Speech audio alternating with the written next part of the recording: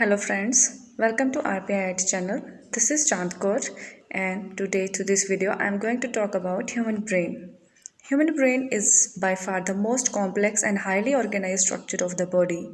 This organ allows us to think, to move, to feel, to see, to hear and taste and smell things. It controls our body. It receives and analyzes information and stores the information. The brain produces electrical signals which together with chemical reactions let the parts of the body to communicate. Nerves send these signals throughout our body. So let's talk about the structure of brain. The brain has been divided into three different areas: the hindbrain, midbrain and forebrain. The forebrain consists of thalamus, hypothalamus and cortex, whereas the midbrain, it lies between the hindbrain and the forebrain and is crucial for hearing and sight, whereas the hindbrain is made up of cerebellum, pons and medulla, as we can see these three areas here in this picture. So as we can see here, cerebrum is the largest part of the brain and cerebellum is the second largest part of the brain. Also we can see the location of thalamus, hypothalamus and pituitary gland, as the pituitary gland is attached to hypothalamus through a stalk. We can see brainstem here in this picture, and it is constituted by midbrain, pons and medulla oblongata, and it is running down as spinal cord. So let's talk about the cerebrum. It is the largest division of the brain. It is divided into two hemispheres. Cerebral cortex, it is the outermost layer of grey matter making up the superficial aspect of the cerebrum. As we can see here in this picture, grey matter and white matter, as grey matter is superficial and white matter is present in the deepest layer. The grey matter, it is made up of nerve cell bodies, whereas the white matter, it is made up of axons of neurons. So in the brain, the grey matter is in the periphery and white matter is present deepest, whereas it is opposite in case of spinal cord. There we can see grey matter in the center and white matter in the periphery. So the cerebral features are gyri, sulci and fissures. As we can see here, this is gyri ridge. So gyri is elevated ridge around the brain, whereas sulci, these are the groups. As we can see that central sulcus, it is dividing frontal lobe from the parietal lobe. So there are many fissures, and fissures are the deep grooves, as we can see here in this diagram, the gyri, sulci and fissures. Let's talk about the lobes of brain. Our brain has four lobes: frontal, parietal, occipital and temporal. As we can see these lobes differentiated by different colors in this diagram. So let's start with the first lobe, that is frontal lobe. The frontal lobe of the brain is located deep to the frontal bone of the skull.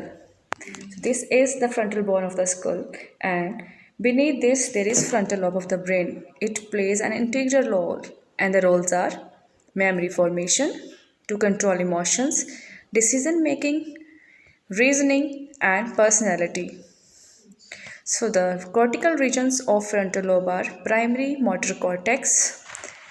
This cortical side is involved in controlling movements of the body, whereas Broca's area controls facial neuron, speech and language comprehension.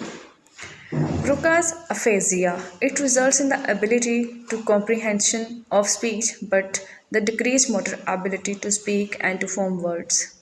The third cortical area is orbitofrontal cortex. It is involved in the cognitive function. Olfactory valve. Cranial nerve 1 is responsible for the sensation of smell through olfactory valve. Here we can see the cortical regions of frontal lobe, that primary motor cortex, Broca's area, orbitofrontal cortex and olfactory valve in this diagram, and these are differentiated by different colors. The second lobe is parietal lobe. Parietal lobe of the brain is located deep to the parietal bone of the skull. It plays a major role in the following functions, and the functions are senses, spatial awareness and perception. As we can see here, parietal lobe in green color. So the cortical regions of parietal lobe are primary somatosensory cortex. This site involved with processing of tactile and proprioceptive information, and the second region is primary gustatory cortex, and it is involved with the interpretation of the sensation of taste. Here we can see the regions of parietal lobe, so primary somatosensory cortex, somatosensory association cortex, and primary gustatory cortex. Third brain is occipital lobe. So the occipital lobe of the brain is located deep to the occipital bone of the skull.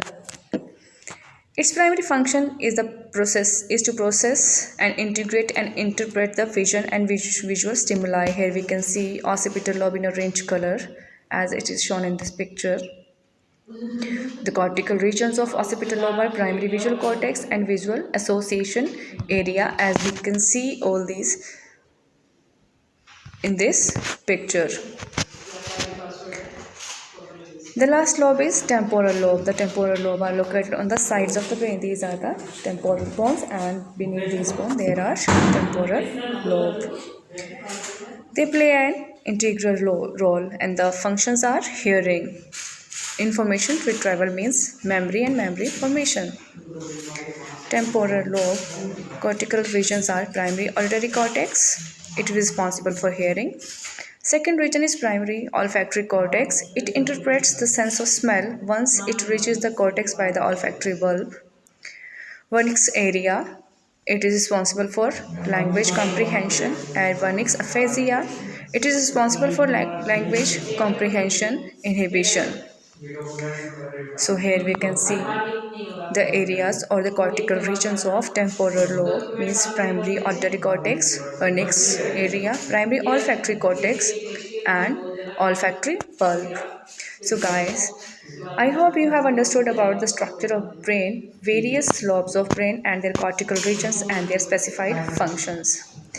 Stay connected with RPIIT YouTube channel, and thanks for watching.